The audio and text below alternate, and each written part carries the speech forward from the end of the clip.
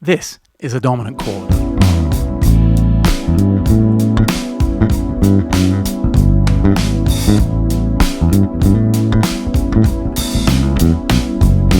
And this is an altered dominant chord.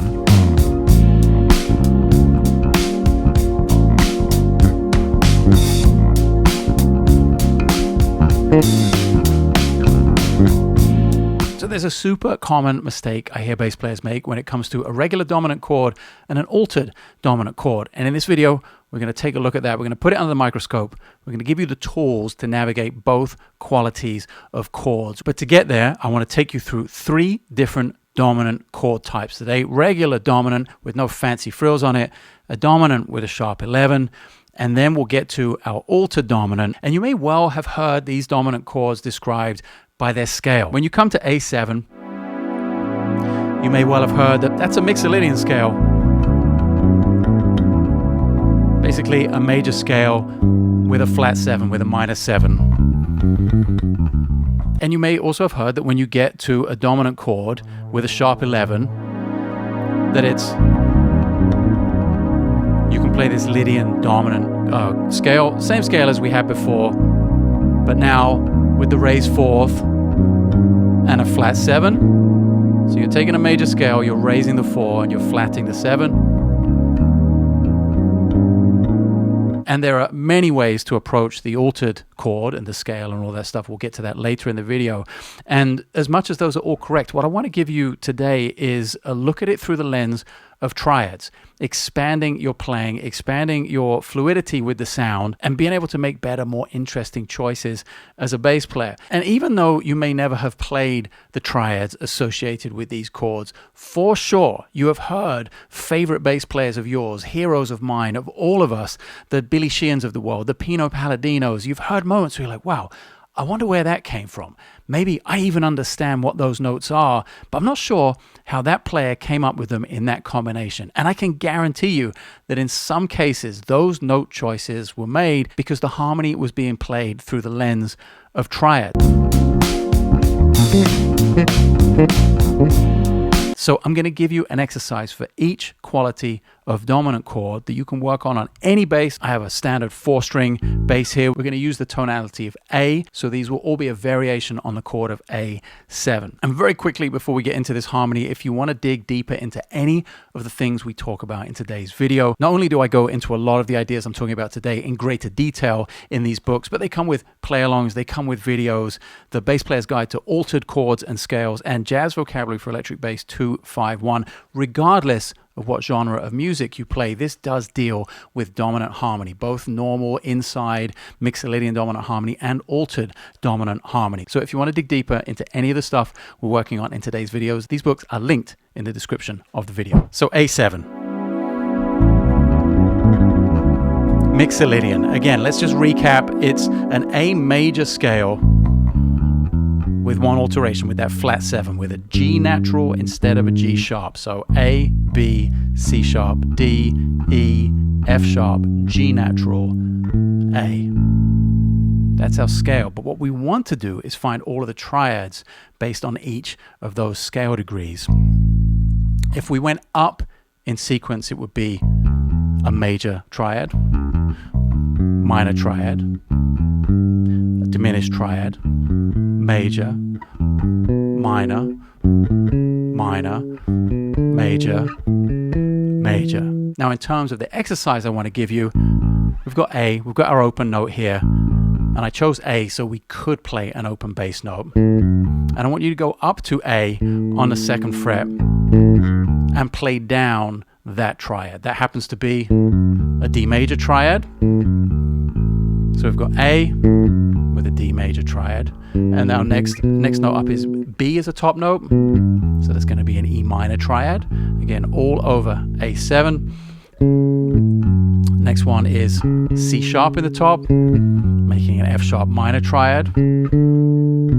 Next one is D in the top, making a G triad, all still in the context of A here. Next one is E in the top, that makes our A major triad. Next one is F sharp in the top, makes our B minor triad. And there's our diminished triad on G. And there we are up the octave. That's the entire exercise. Now, when we put it in context with our A7,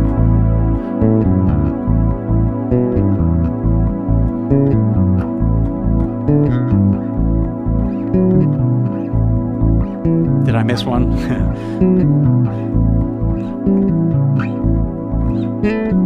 Now I'm choosing to go back down and fret that note with my first finger, but you can, for the purpose of the exercise, just play the A open. The reason I'm going back down to fret it with my first finger is so that I get used to going back to a root note, a fretted root note, once I move keys, once it doesn't have the convenience of having the low note, the root note be open.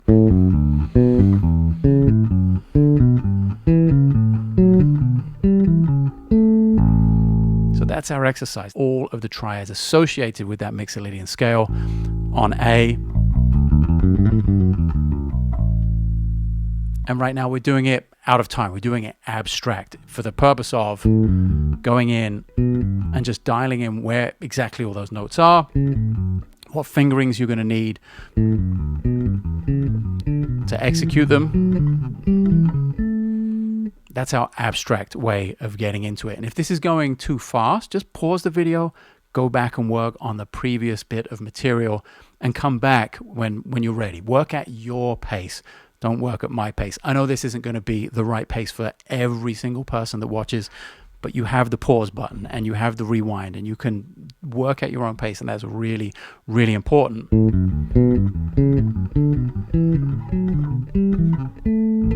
So there's our context once again.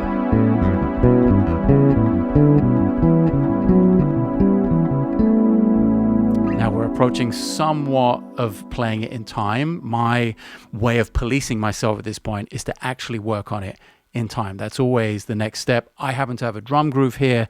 If you have a looper, if you have just a metronome, anything that gives you a little bit of discipline in terms of getting these notes happening in real time and really showing yourself where the weaknesses are. Do you have an issue getting that F sharp minor, or is your weakness at D major? Which triad is it? Are they all fine, but your weakness is getting back down to the A? Always identify what that is, and it always helps me to play in time with some sort of drum machine, loop pedal, drum loop, metronome, whatever it is. Discipline is the key here when you move on to this next stage and try and get it happening in time.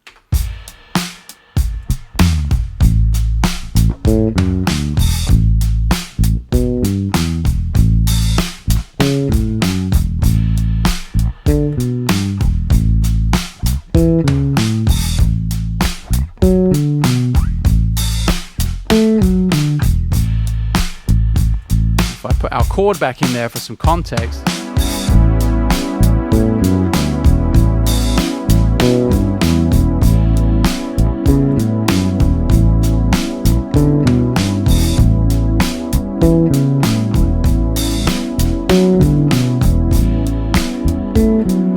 obviously, this isn't the most musical thing. Don't forget, this is an exercise. This is to get it drilled into your subconscious and make you comfortable where, you know, all the notes are on the instrument. Practice it in one key to start with. Don't feel like, oh my God, I've got to get this in auto. Don't put pressure on yourself right away. If this is something that's new to you, if you're maybe struggling with it, especially if you're struggling with it at first, as we all do with new stuff, just concentrate on one key.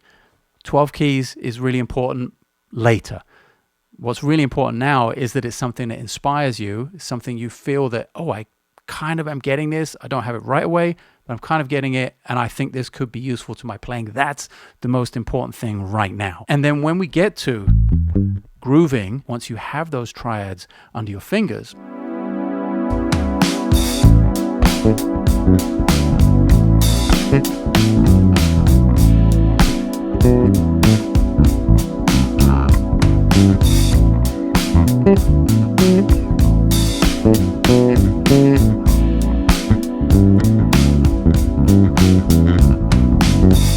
and I'm almost still in the exercise mode there. My intent is to make music. My intent is to put myself in the position of, oh, maybe I'm on a gig right here.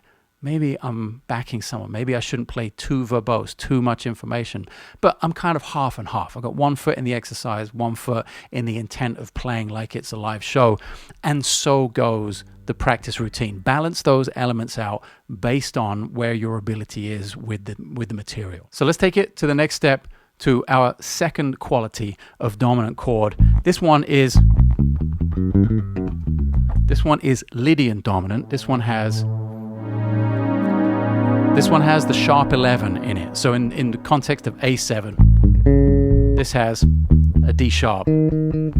So if we build it up from the root here on the keyboard, I've got the flat 7, got the 9, got the major third, and on top of the voicing,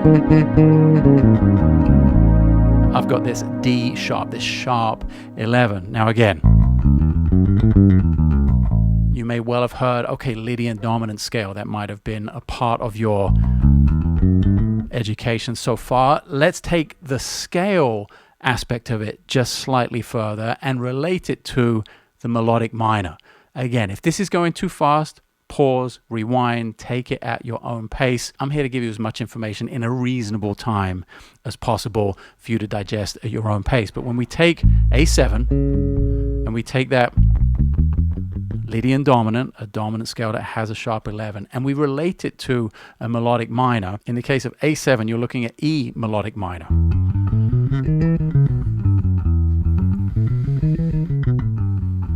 Because it contains all of the same notes as A Lydian dominant. You're just starting from the E.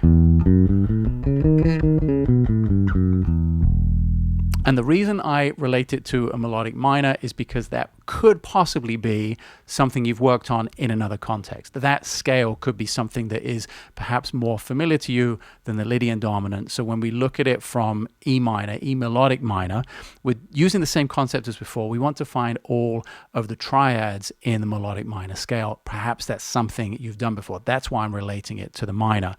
And when we do that, we're looking at E melodic minor. So looking at E minor, another minor, F sharp minor, and then augmented, G augmented, A major, B major, C sharp diminished, D sharp diminished, and then we're back at our E minor again. Now let's put that in the context of A7 sharp 11.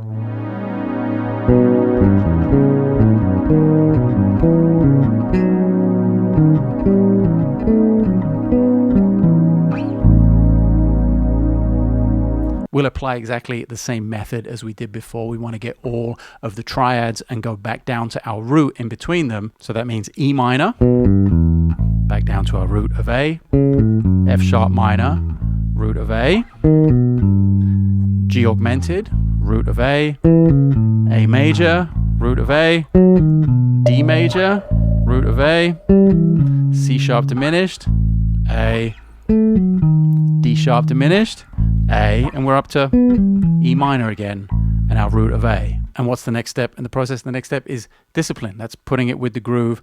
That's applying those triads to our A7 sharp 11. Let's get the chord going. And let's play this in time.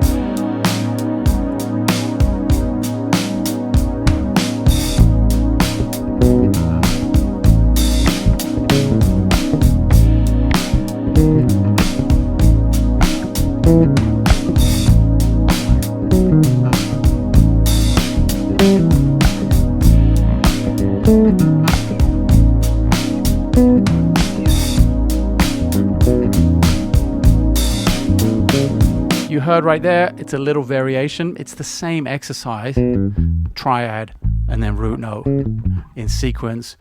But then I put a little bit of a pickup to it.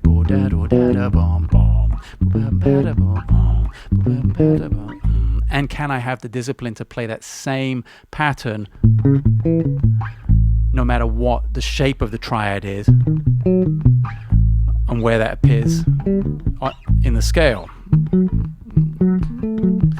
Short answer there is no, actually, when I got to the high end. So that immediately exposes a weakness in my playing. The first thing I would do is put the chord back in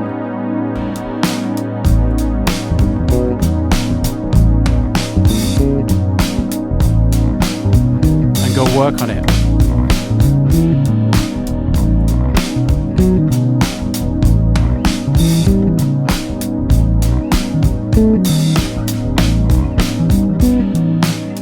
And what that did was focused my intent. It's like, okay, I have to have that same rhythm happening on each triad. And I know that it got more challenging the higher up the neck I got. So, okay, I need more concentration up here in this area of the neck for this exercise to make it as successful as possible. So let's get stuck into the altered chord, the altered scale, and all of the triads that go along with that will help you make so many amazing note choices when it comes to comping over an altered chord. And the most common mistake I hear bass players make, what I referenced in the beginning of the video, is a lack of attention to detail when it comes to the fifth degree of the scale, when it comes to the 5 on an altered chord, because there is no natural 5 in this scale or in this chord. There's no, in the case of A7 altered, there's no E natural, there's no fifth, there's no E natural. There's a flat 5 or sharp 11, or there's a sharp 5 or flat 13. There's an E flat and an F, D sharp, F, but there's no E natural anywhere in that sound. So when we play the chord, it's really specific. In fact, it's been so long in the video since we heard a regular dominant chord with no tensions, right? That was our first chord. Then we had the sharp 11 just now.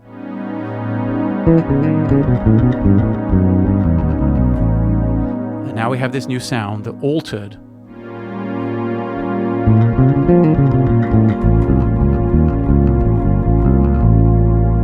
This is the first one that doesn't have an E natural in the context of A7. So how do we work on this? Where does all this come from?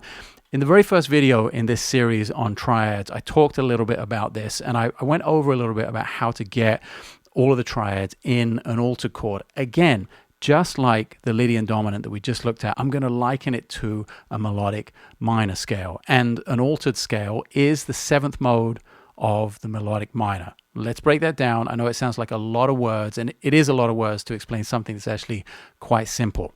If you have a melodic minor scale, we're going to go to B flat. I know that sounds ridiculous right now, but it will make sense in a second. We're going to go to B flat melodic minor. Now, every scale has modes, so depending on where you start the scale, if I started it from the 2nd degree of the scale, that would be the 2nd mode of the melodic minor. Now, the reason I'm playing in B flat here is because the altered scale, the altered chord, demands that we play the melodic minor scale from the 7th mode. Hence the reason I'm B flat. So go up to the 7th note. What have we got? That's A natural. That is our chord right here. That's A7 altered. So we're looking at going up a half step and playing that melodic minor scale, because it means that that melodic minor scale is being played from the 7th mode when we put it in the context of this chord of A7 altered. So that's what it sounds like from the root to the root in terms of A. And what it sounds like as I played just now, that's what it sounds like B flat to B flat when we play it from the start of the melodic minor. But what we want to do, our main objective throughout this whole video, is to find all the triads associated with the melodic minor and then relate them to our altered chord here. So we go with A as our root note here, is our chord, and we'll go up.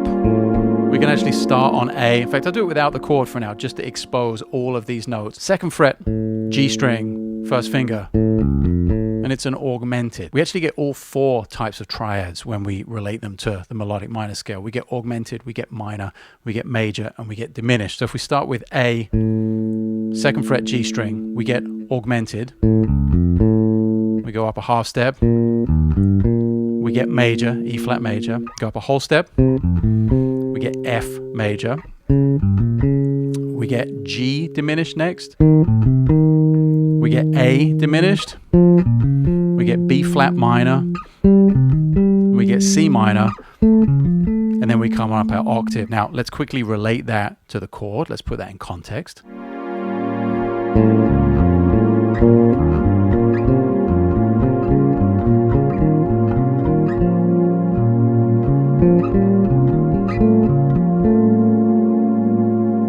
One more time. Major, diminished, diminished, minor, minor, augmented. And then we do our exact same exercises before, or a variation on it. So triad and then the root note.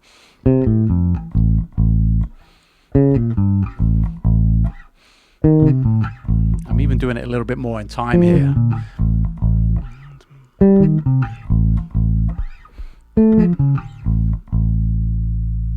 And of course, we add in the layer of having the chord and the groove.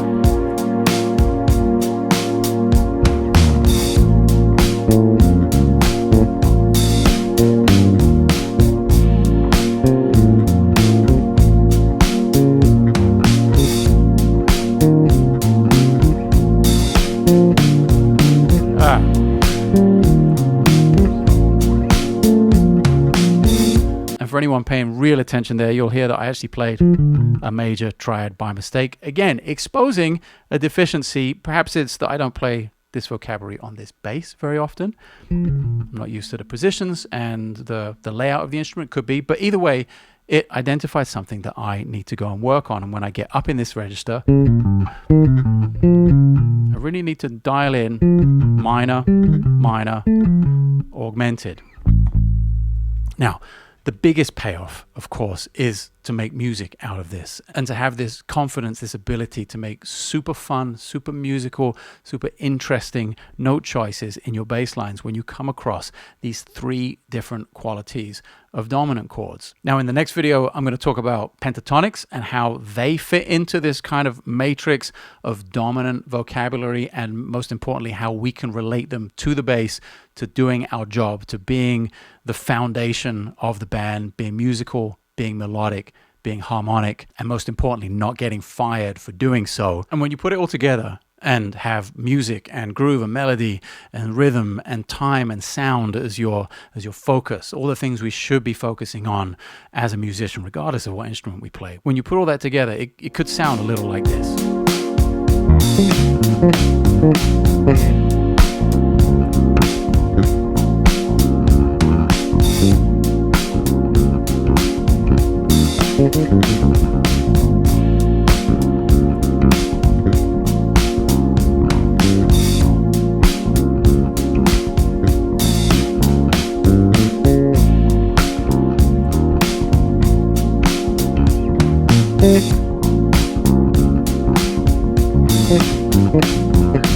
So don't forget, pause and rewind, work at your own pace. Try and differentiate between a dominant chord, a dominant sharp 11, and the altered chord, and all the triads that go with them. It's going to change not only the way you play the bass, not only the way you're able to interact with other musicians on the stage and in the recording studio, but also how you hear music, how you understand it, and how you bring that vocabulary into your playing so much quicker than before. Again, if you want to dig into any of the things we've talked about in today's video, these two books, The Bass Player's Guide to Altered Chords and Scales and Jazz Vocabulary for Electric Bass 251, are available below in the description of the video. Really appreciate you spending some of your insanely precious time with me, talking about music, learning about harmony and triads.